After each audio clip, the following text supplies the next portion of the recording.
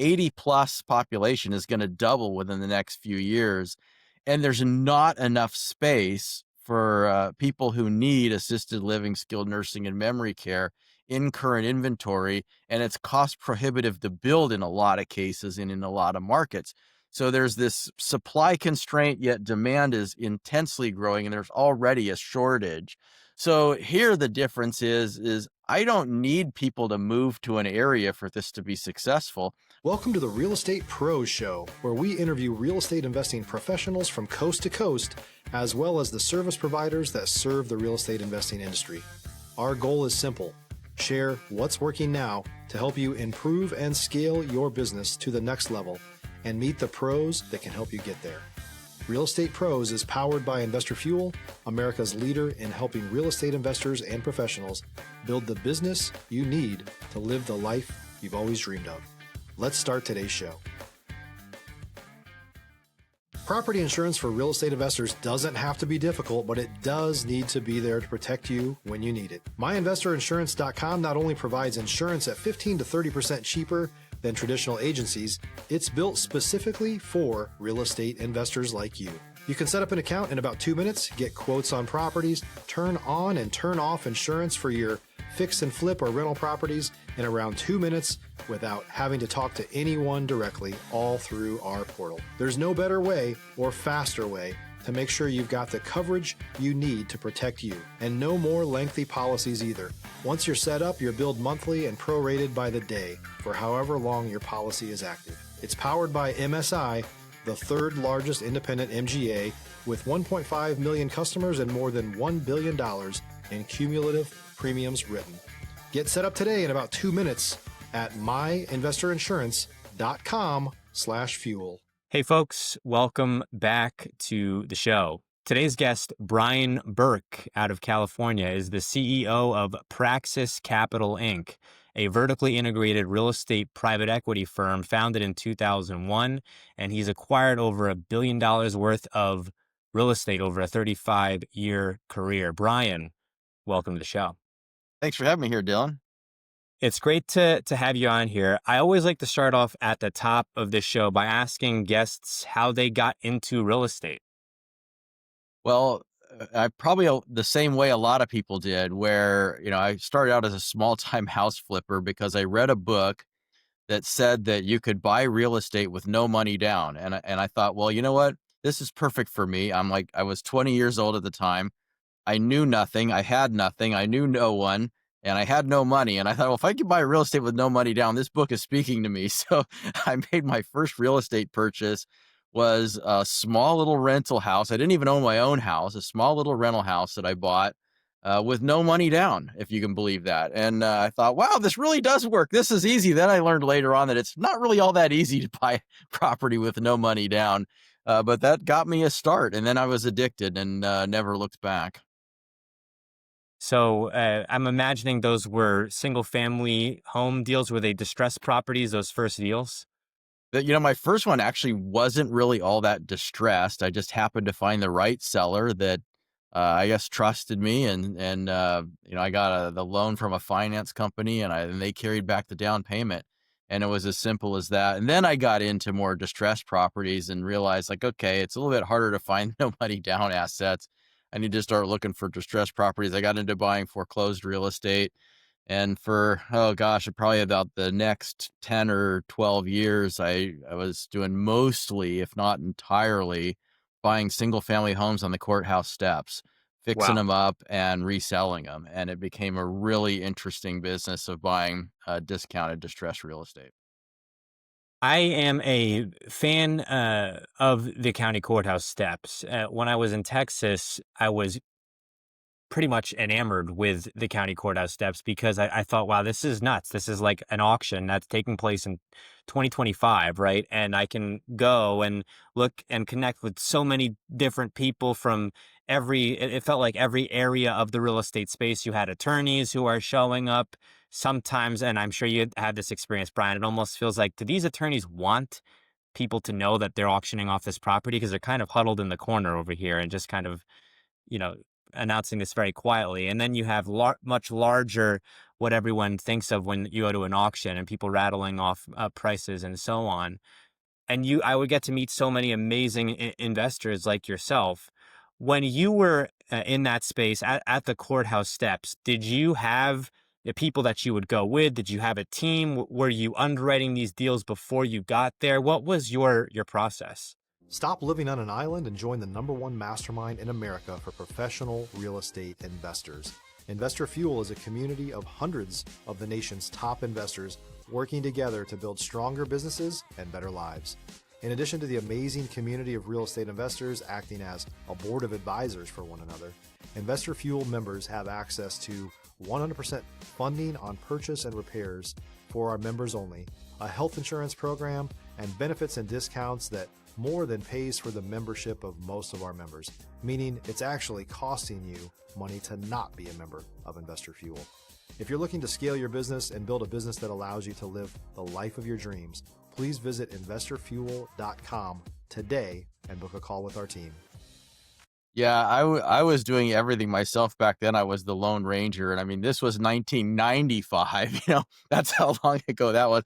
And I've actually been doing it ever since. In fact, we bought one at the courthouse steps, a year ago, and every once in a while I still do that. But back then, before I had a team, I was doing it all myself. I was doing all my own due diligence. I learned how to do my own title research, learned how to, run comps and value real estate and estimate repairs and the whole 9 yards. It was quite a business. And then things really changed in 2009 after the great financial collapse, and foreclosures went through this, just absolutely skyrocketed. And at that point, I was probably buying 120 houses a year on the courthouse steps. And I had a big team. We had 300 houses going to auction every single day in a multi-county territory. And I had multiple bidding teams and had to write my own software and all kinds of stuff, and created a real impressive business around it.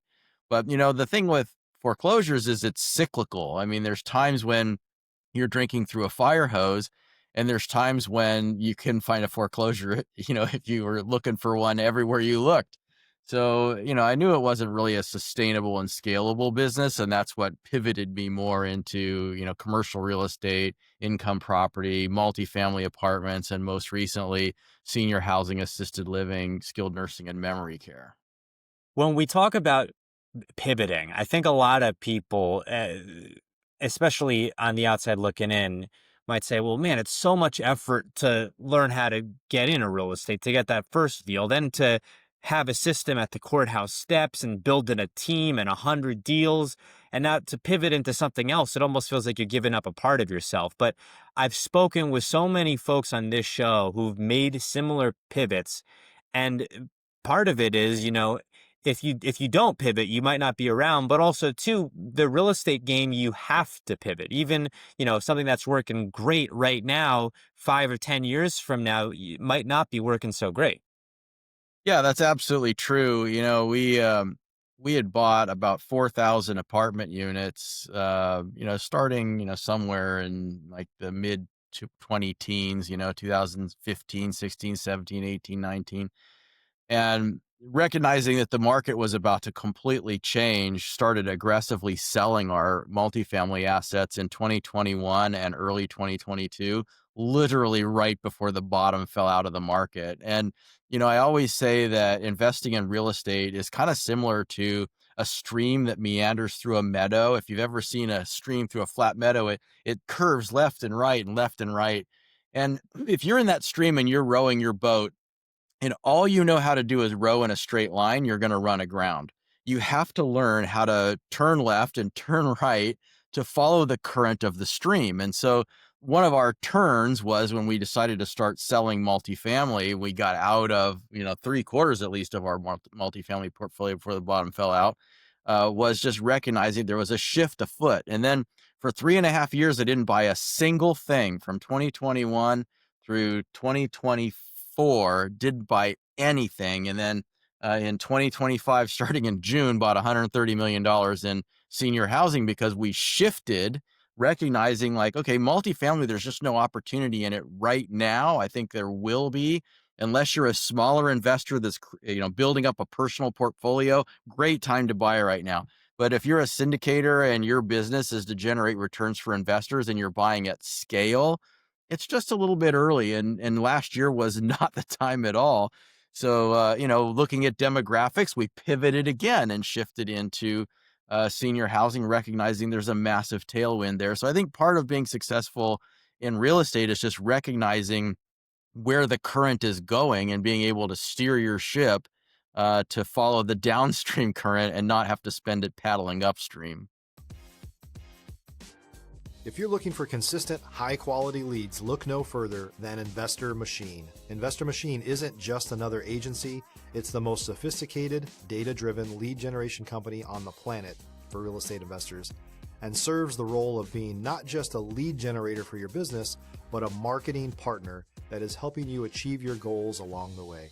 Go to investormachine.com to learn more and schedule a call with our team today.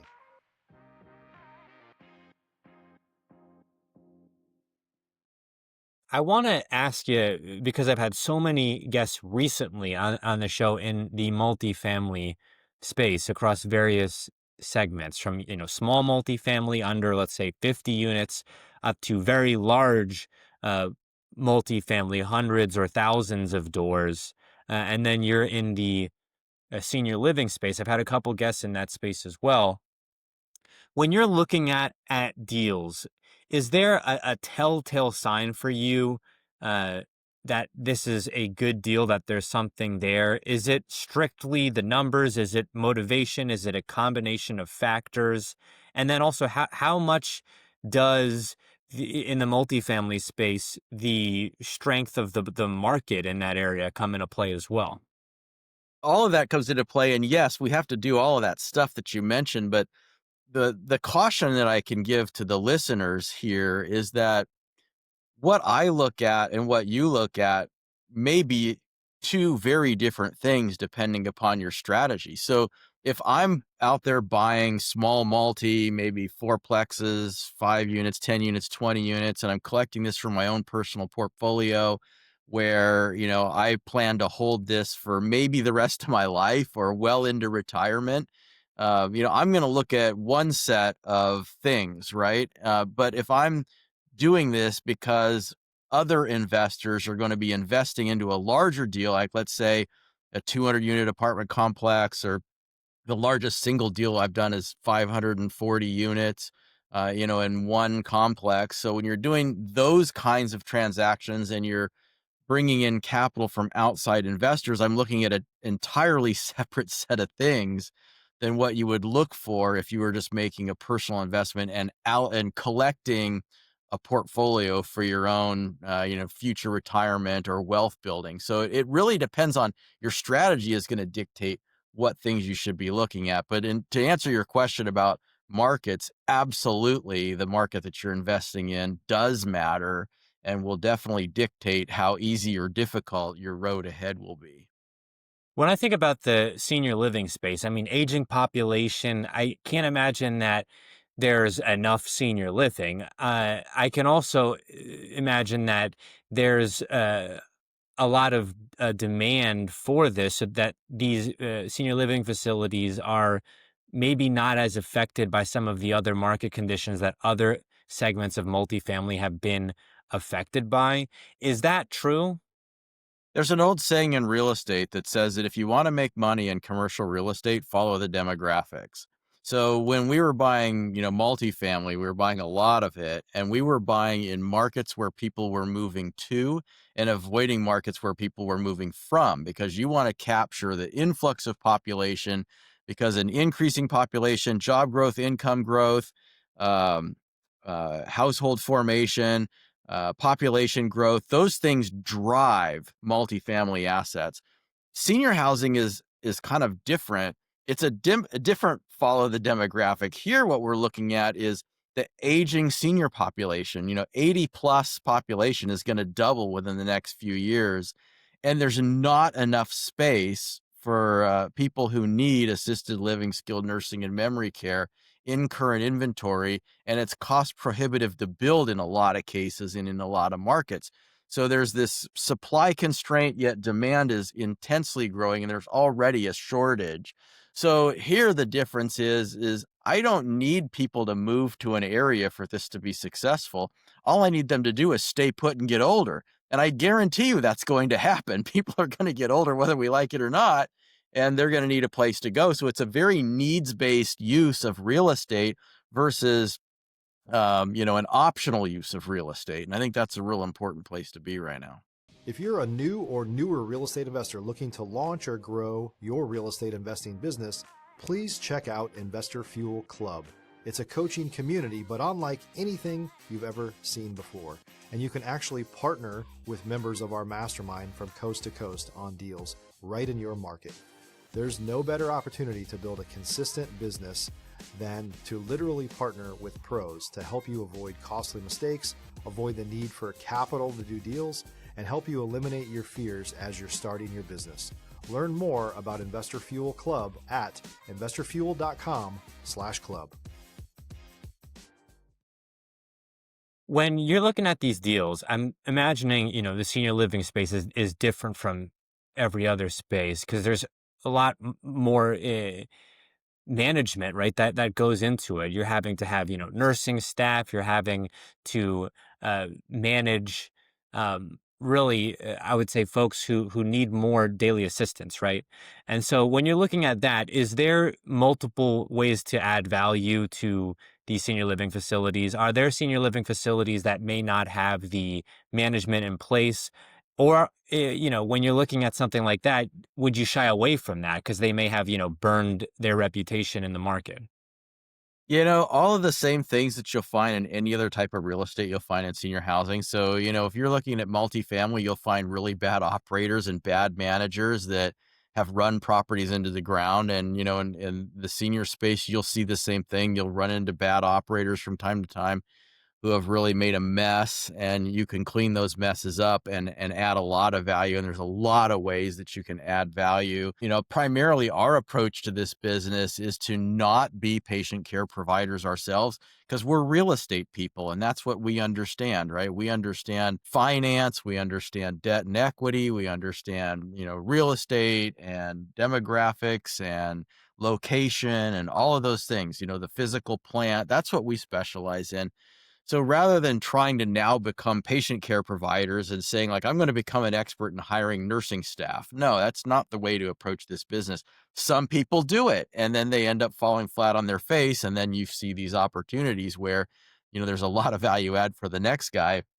Our approach to this business is much different. So we're partnering with operators who are experts in their local geographical area at providing senior housing patient care.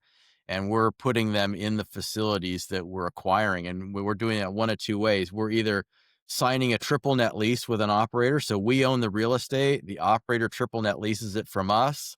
They provide patient care. They have to hire the staff and, and do all of the things. And they pay us rent. So it's just like being a commercial landlord, but we're a commercial landlord in an asset class that has intense demand and a lot of upside. And another way that we approach the business is to joint venture with an operator and say, okay, we want you to run this facility for us, but you have to invest cash in the deal. And you have to have a vested interest in the outcome. And they become kind of if you were to parallel this to the multifamily industry, it's kind of like them being a management company, like a third-party management company. It's a third-party operating company for healthcare. Yeah. And so it's kind of the same type of a relationship, but instead of just hiring them and paying them a management fee, they're actually investing in the deal alongside us and not just collecting a management fee.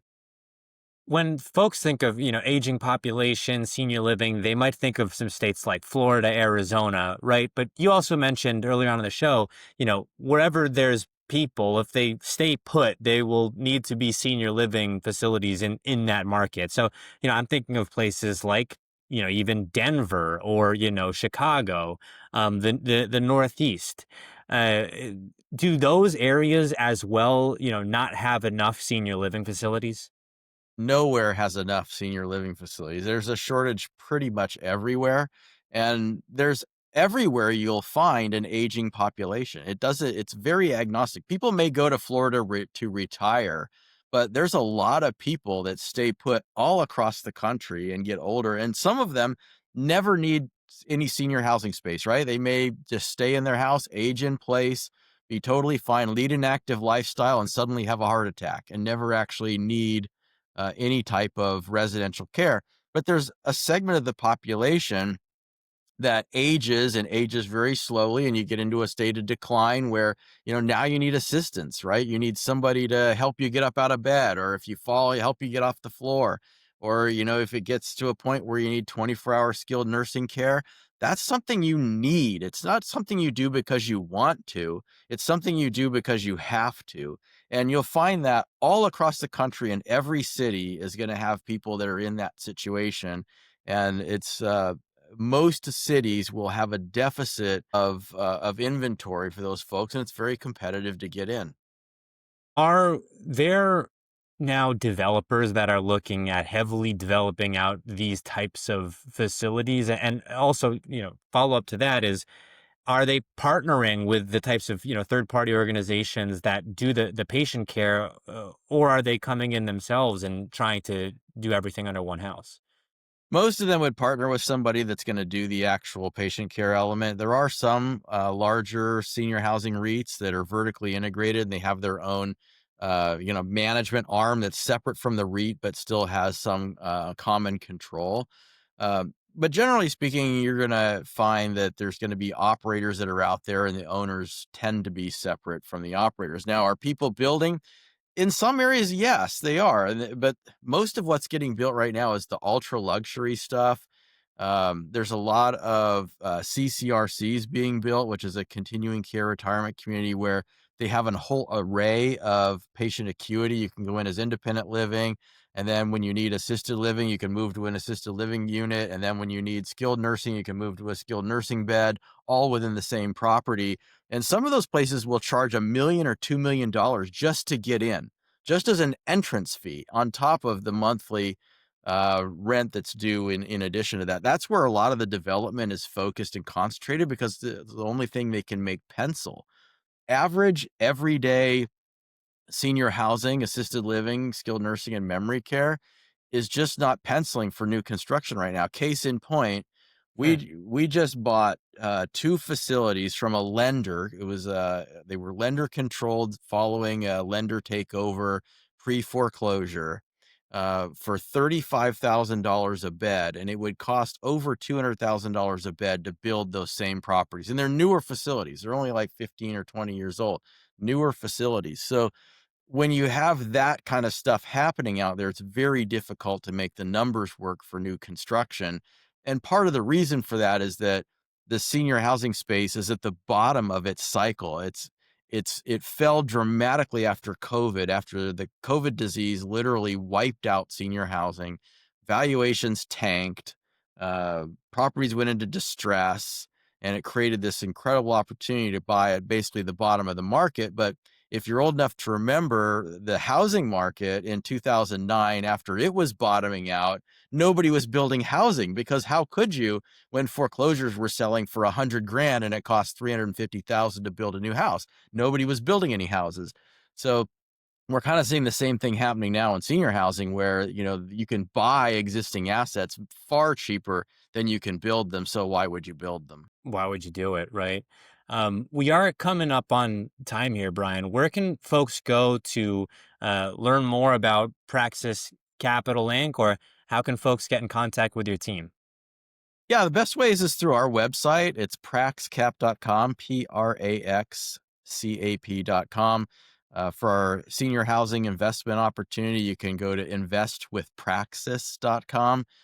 You can also follow me on Instagram at Investor Brian Burke, or find me on biggerpockets.com and the forums, just answering questions for everyday real estate investors. Brian, thank you so much for coming on the show here today. Thanks for having me here, Dylan. Thanks for joining us for today's Real Estate Pros Show. You can learn more about the amazing benefits of the Investor Fuel Mastermind community, including surrounding yourself with hundreds of other rock stars, 100% financing for your deals, and members-only discounts from vendors you're likely already using that, as a member of Investor Fuel, will save you more than the cost of your membership. Visit investorfuel.com to learn more. If you're interested in joining us as a guest of this show, please visit investorfuel.com/pros to apply. You can also check the show notes for access to free resources, how to get access to world-class lead generation, and much more. Don't forget to subscribe so you never miss another episode. Have a great day. We'll see you on the next show.